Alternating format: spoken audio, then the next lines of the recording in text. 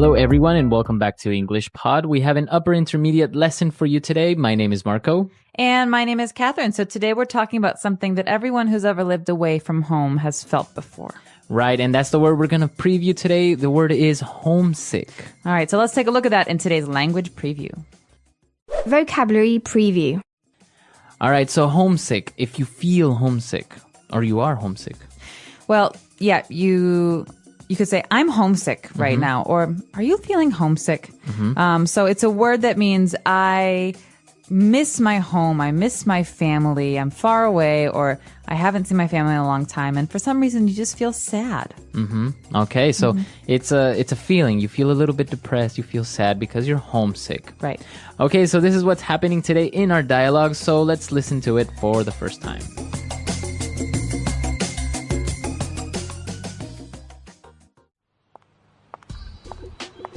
Tom, how are you? Hey, we missed you at the party last night. Are you okay?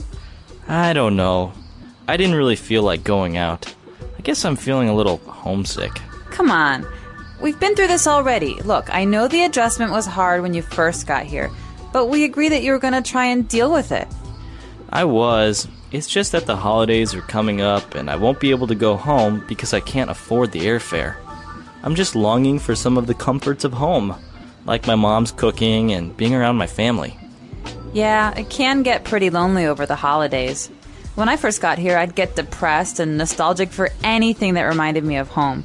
I almost let it get to me, but then I started going out, keeping myself busy, and before I knew it, I was used to it. I see what you mean, but I'm still bummed out. Okay, how does this sound? Let's get you suited up and hit the dance club tonight.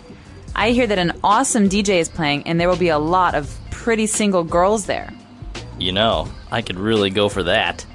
You don't mind being my wingman for tonight? Not at all. It'll be fun. It will be like a boys' night out. Well, kind of. Great! I must warn you though, whatever happens, don't let me go on a drinking binge. Trust me, it's not a pretty picture.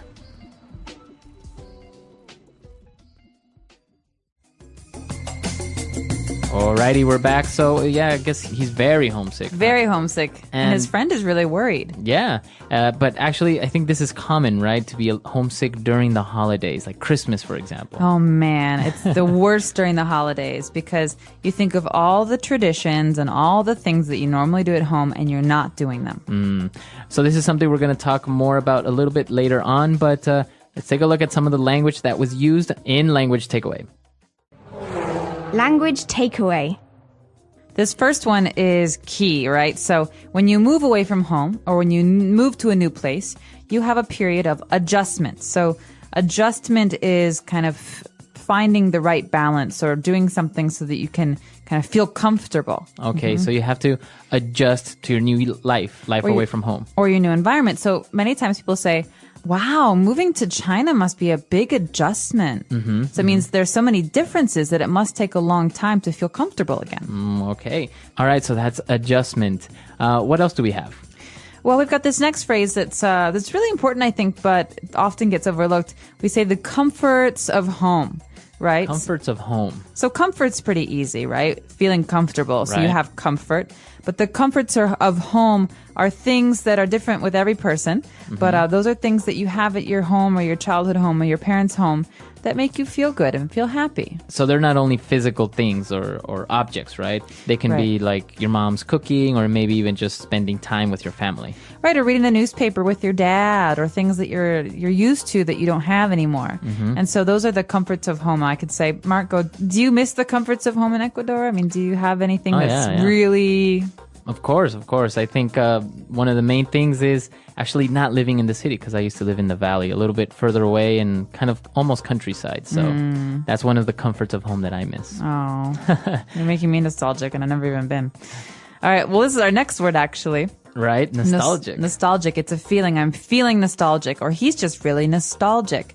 And so to be nostalgic is to kind of think about a time before or, think positively about something that you experienced before. So it's not usually a bad thing. It's never a bad thing. It's right. Nostalgia is a good, warm, fond memory of something. Of something from your past. So you start thinking of something from your past that maybe brings nice, warm feelings. Maybe a little bit sad because you miss those times, but it's usually thinking about the past. Right. So I have nostalgia for my childhood. I loved, summers in Chicago when it was hot and the kids would play in the sprinkler and I have my dog and, it's a happy feeling. Mm-hmm. Right. So nostalgia would be the noun and nostalgic would be the adjective. Exactly. All right. And our last word for today on language takeaway is bummed out. Bummed out. Okay. I'm bummed out. We've got another feeling here, so we're all full of feelings today. Bummed out is a sad feeling. So to be bummed is kind of slang, and it means to be sad. Okay, or disappointed. Disappointed. So you come into the office, Marco, and you look a little tired, and I said, "Are you okay? Are you bummed out about something?" I can say, yeah, I lost my wallet last night, so I'm really bummed out. Oh. Or something like that. So yeah, you feel bummed out when something bad or sad happens right. to you. All right, so why don't we move on now to a couple of different phrases on Fluency Builder. Fluency Builder. All right, this first one is something that you often say to old friends or family. When you're friends with someone, they go through periods of happiness and sadness. And so when someone's going through a down period again, you say, oh, we've been through this already. We've been through this already.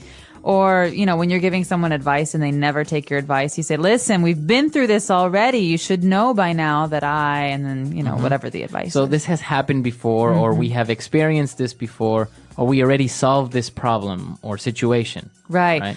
You could imagine two bank robbers who are going over their plan for the 10th time, and then the one says to the other, hey, we've been through this already. You should know the plan by now. Exactly. All right, so we've been through this already. They were talking about the adjustments and everything. And then what other phrase did they use? Well, the next couple of phrases have to do with the friend's suggestions because she has a lot of ideas to cheer her friend up, the depressed one. And the first thing she says is, hey, let's hit the dance club. Okay, let's hit the dance club or let's hit the dance floor tonight. All right, so hit in this case doesn't mean like hit. Right. It doesn't mean you're punching someone. It means to go to or to do.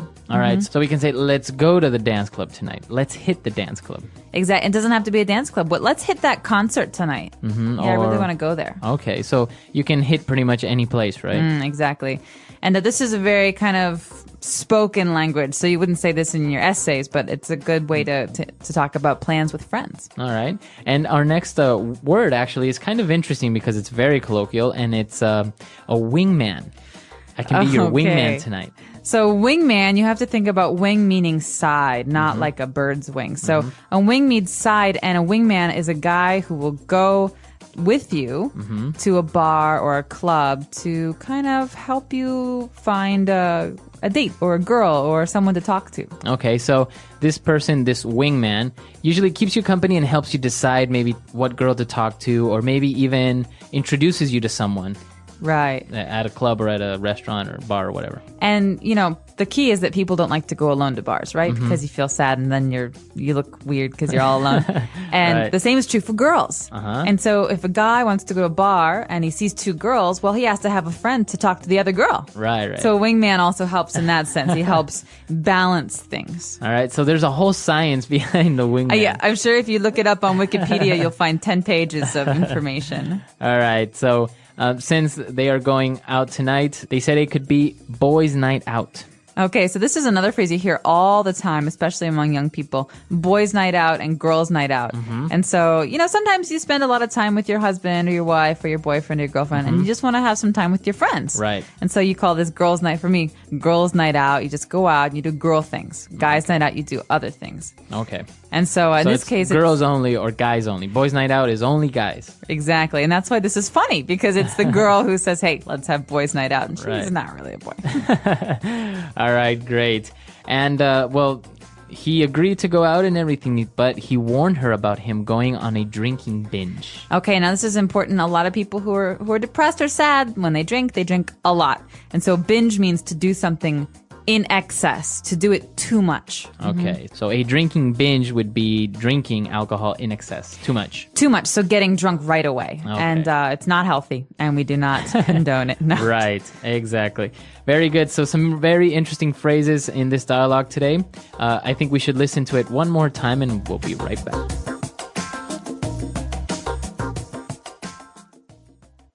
Hello and welcome to the English Podcast Zone. I'm so glad you're here. Today, we're diving into something very real, something almost everyone experiences at some point when they move away from their home, their country, or even just their comfort zone. We're talking about feeling homesick. That ache in your heart when you miss your family, your traditions, your favorite meals, or even the sound of your neighborhood. Homesickness isn't just about missing a place, it's about missing a feeling, a rhythm of life that once made you feel whole. Maybe you've moved abroad to study, started a new job in a different city, or found yourself in a culture that feels strange and unfamiliar. Suddenly, what used to feel normal, your mom's cooking, your language, your family jokes, feels like a distant dream. And that can be deeply emotional. But here's the thing, these feelings are normal. You're not weak. You're human. And learning to manage homesickness can actually help you grow, not just emotionally but linguistically too. In this episode, you'll learn powerful phrases like, I'm longing for home, I'm feeling nostalgic, or I'm completely bummed out. These expressions are rich, real, and commonly used in spoken English. So whether you're calling your friend to say, I just can't afford to fly home for the holidays, or telling a coworker, I miss the comforts of home, you're not just expressing emotion, you're connecting. And that's what language is all about. So let's explore what it really means to feel homesick, how to talk about it naturally in English, and how to find comfort, even joy, while being far from everything you once knew. Homesickness can sneak up on you when you least expect it. One minute you're busy adjusting to a new city or university, and the next you're hit with a wave of nostalgia just because you smelled something familiar or heard a song that reminded you of home. In English, we often say, it hit me out of nowhere when describing sudden emotions like this. It's a phrase that captures the surprise of emotion, how memories and longing can appear without warning. You might also hear someone say, I didn't think I'd miss it this much. That's another natural way of expressing how homesickness can catch us off guard. It's also common to hear people talk about the comforts of home, those little things that bring emotional ease. Maybe it's your grandmother's soup, your dad's jokes, or the feeling of your own bed. When you talk about homesickness in English, use phrases like, I'm craving a bit of home, or I'm missing the little things. These are not textbook expressions, but they're incredibly natural and meaningful. And here's something important. Being able to express these emotions clearly in another language is a huge step in mastering it. The more you personalize your English, the more you use it to describe your real life, the more fluent and confident you become. So if you're feeling down, try writing or saying, I've been feeling homesick lately. I miss my routines, my family dinners, even the way the sun used to shine through my window. You're not just learning English. You're learning how to live in it. One of the hardest parts of feeling homesick is the sense of isolation. You might be surrounded by people yet still feel completely alone. In English, a very natural way to express this is, I feel like I don't belong here. It's not just about missing a place, it's about feeling disconnected from your environment. Many English speakers use phrases like, I'm out of place, or I feel like a stranger in my own life when trying to describe this emotional distance. These expressions are powerful because they paint a clear picture of what it's like to be physically present but emotionally absent. Homesickness often becomes more intense during the holidays. When everyone else seems to be celebrating, you might be silently longing for family traditions and familiar faces. That's when phrases like, I wish I could be home right now, or it doesn't feel like the holidays without my family become especially useful. You can also say, I'm not in the holiday spirit this year, which subtly communicates that you're emotionally affected. Remember, these phrases aren't just vocabulary, they're tools. They help you connect with others, share your experience, and even receive support. And often, just talking about what you're feeling can ease the burden. Whether it's through texting a friend, writing a journal entry, or recording a voice message, try expressing those thoughts in English. The more you do, the more your words will match your emotions, and the more natural your English will become. Sometimes homesickness doesn't show up as sadness. It shows up as low energy, lack of motivation, or even frustration. You might find yourself thinking, I just don't feel like doing anything, or saying, everything feels off lately. These are everyday ways native speakers describe emotional fatigue. Another common phrase is, "I've been in a bit of a slump." A slump is a period when you're not feeling like yourself, when you're unmotivated or down, even if you can't explain why. Homesickness often brings that kind of emotional weight. In these moments, it's helpful to acknowledge your feelings rather than ignore them. Saying something like, "I think I'm just a little homesick," can actually help you start to move forward. Naming what you feel gives you control over it. In natural English, we also use the word bummed or bummed out to describe mild disappointment or sadness. For example, "I was really bummed when I realized I wouldn't make it home for the holidays." These kinds of phrases make your English feel more alive, more honest, more human. And they invite connection. If you tell someone, "I've been feeling out of sorts lately," you open the door for them to ask questions, to support you, or simply to listen. That kind of connection matters, especially when you're far from home. So let English be more than a language. It can be your bridge back to emotional balance. When homesickness becomes too heavy, one of the best things you can do is take action, even small ones. In English, we often say, "Keep yourself busy" or "Stay active." It helps take your mind off things. These are practical and common suggestions friends offer when someone's feeling low.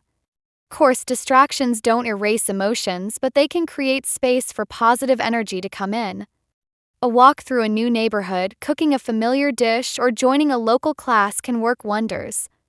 These are great ways to build new routines, which in English we sometimes call finding your rhythm.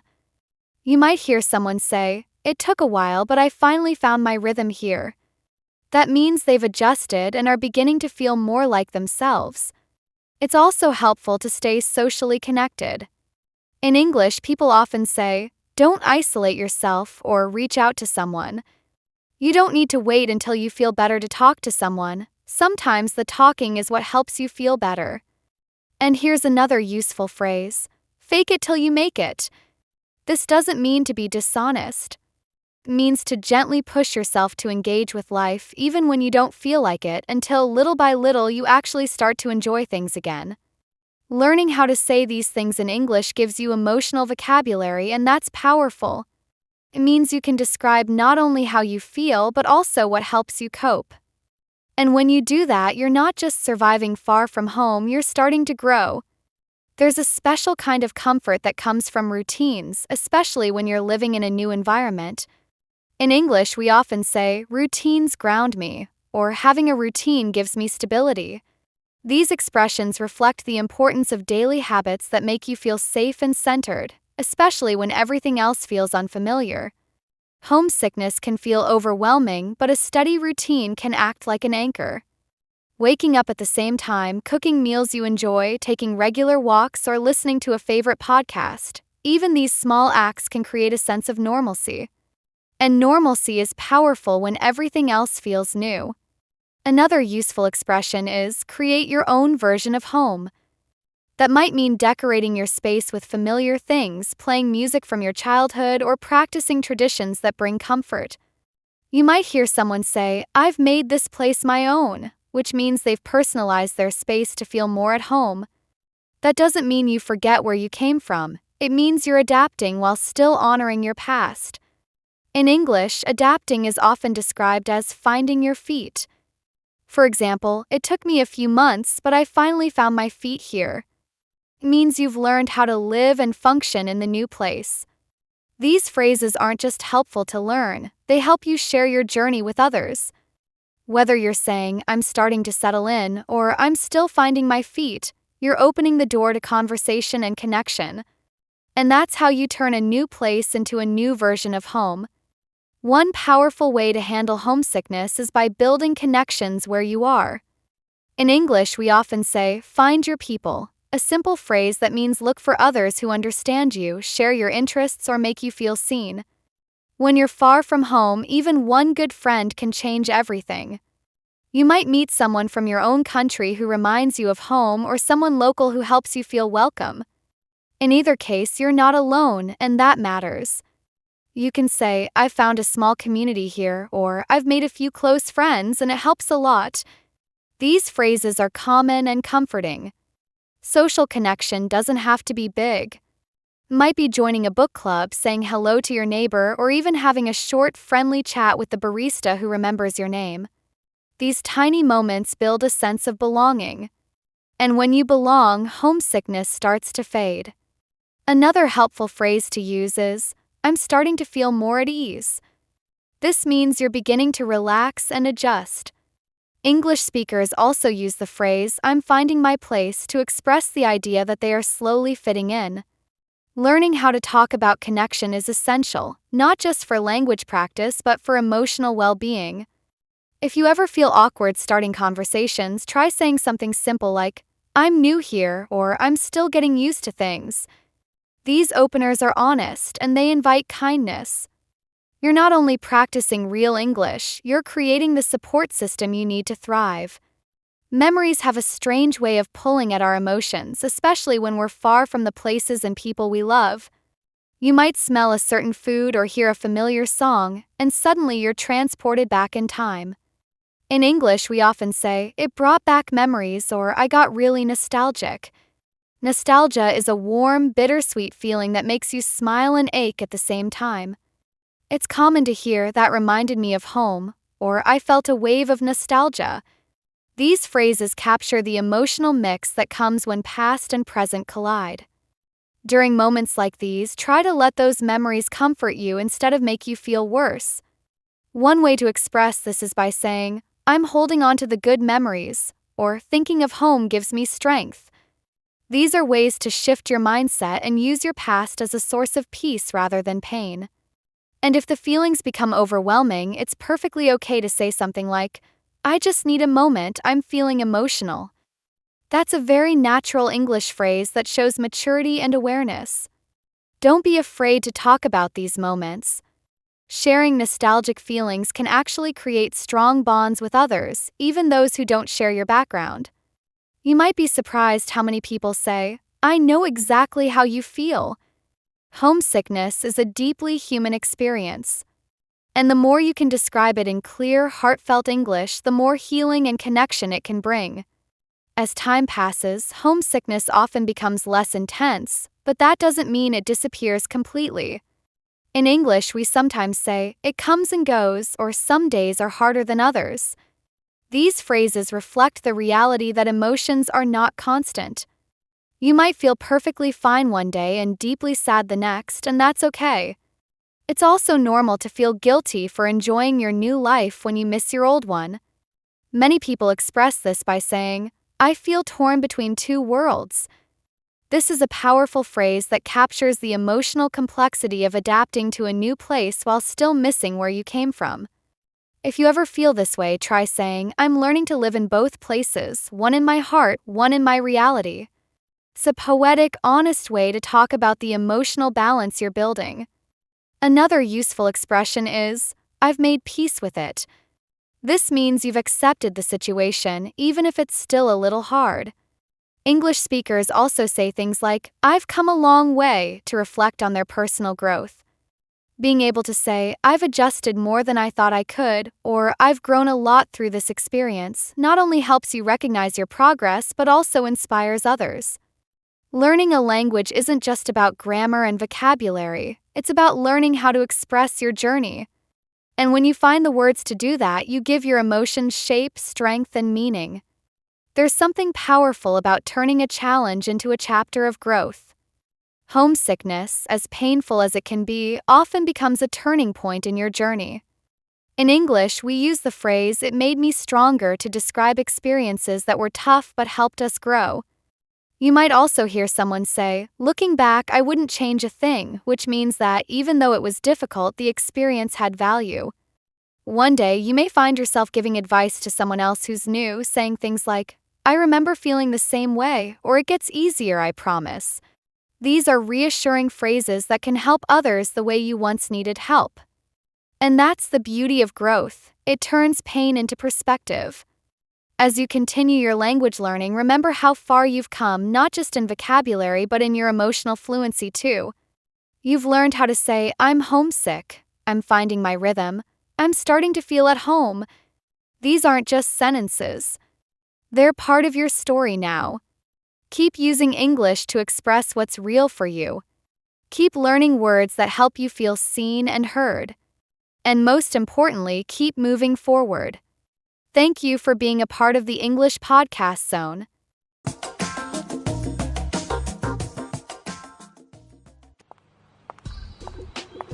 Tom, how are you? Hey, we missed you at the party last night. Are you okay? I don't know. I didn't really feel like going out. I guess I'm feeling a little homesick. Come on. We've been through this already. Look, I know the adjustment was hard when you first got here, but we agreed that you were going to try and deal with it. I was. It's just that the holidays are coming up and I won't be able to go home because I can't afford the airfare. I'm just longing for some of the comforts of home, like my mom's cooking and being around my family. Yeah, it can get pretty lonely over the holidays. When I first got here, I'd get depressed and nostalgic for anything that reminded me of home. I almost let it get to me, but then I started going out, keeping myself busy, and before I knew it, I was used to it. I see what you mean, but I'm still bummed out. Okay, how does this sound? Let's get you suited up and hit the dance club tonight. I hear that an awesome DJ is playing, and there will be a lot of pretty single girls there. You know, I could really go for that. You don't mind being my wingman for tonight? Not at all. It'll be fun. It will be like a boys' night out. Well, kind of. Great! I must warn you though, whatever happens, don't let me go on a drinking binge. Trust me, it's not a pretty picture.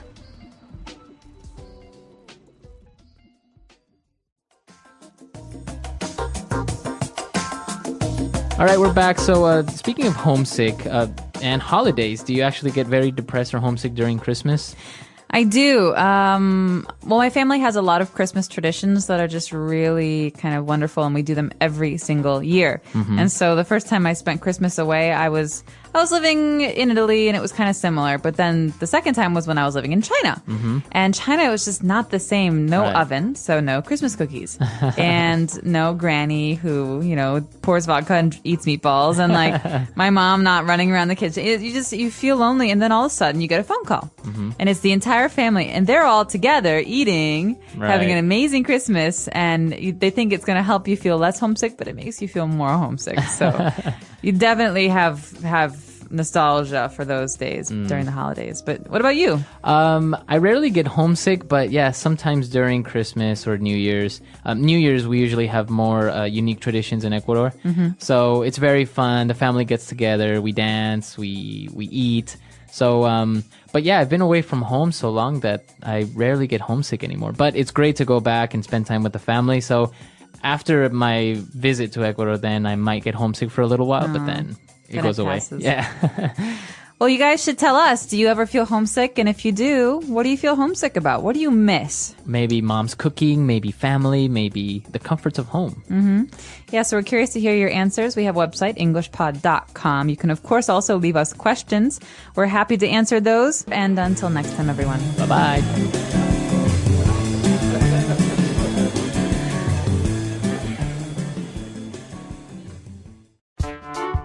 The English Pod Audio Review.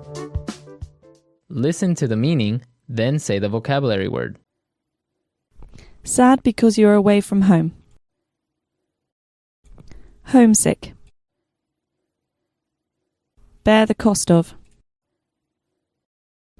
Afford. Showing a strong desire for something. Longing for. Homesick. Nostalgic. Disappointed. Bummed out. Let's try that faster. Homesick. Nostalgic. Sad because you're away from home. Homesick. Bear the cost of. Afford. Disappointed. Bummed out. Showing a strong desire for something. Longing for. Now say the word and hear it in a sentence. Homesick.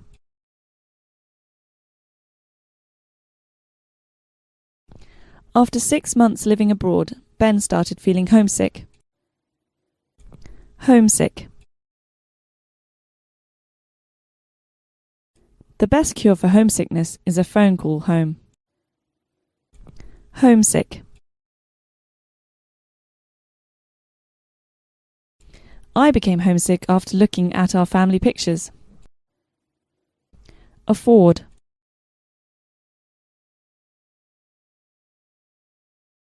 Unfortunately, I can't afford to spend money on entertainment these days. Afford. You can't afford to miss this opportunity. Afford. We were too poor to afford a doctor. Longing for. We are all longing for a peaceful world. Longing for.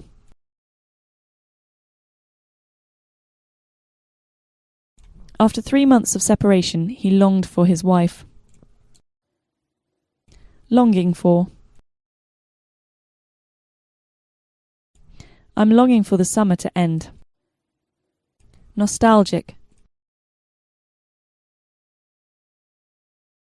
The old friends shared many nostalgic memories. Nostalgic.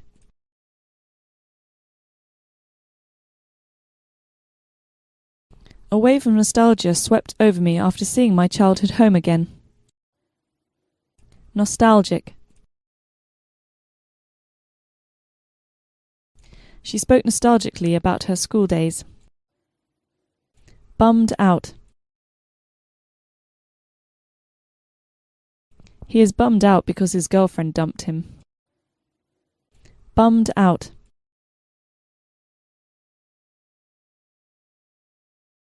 Don't be bummed out about the bad weather. There's nothing you can do about it. Bummed out. Our team lost.